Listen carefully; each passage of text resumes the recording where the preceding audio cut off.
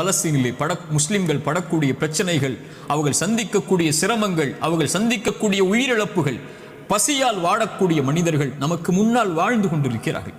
தண்ணீர் கிடைக்காமல் தாகத்திலே கடல் நீரை குடிக்கக்கூடிய மக்கள் இன்று பலஸ்தீனிலே உண்டு.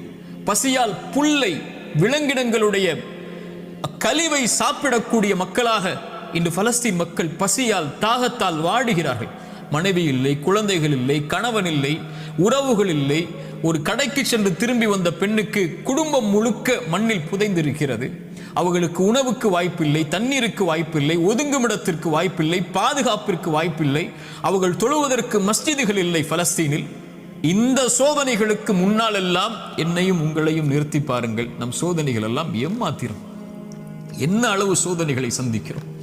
இப்படி மனித இனத்தில் அல்லாஹ் அவன் நாடியவர்களை அவன் நாடிய அளவு சோதனைகளை கொடுத்து நெருக்கிக் கொண்டே இருப்பான். இந்த சோதனையில் இருக்கக்கூடிய எனக்கும் உங்களுக்கும் குர்ஆனும் சுன்னாவும் சொல்லக்கூடிய மருந்துகள் என்ன தெரியுமா?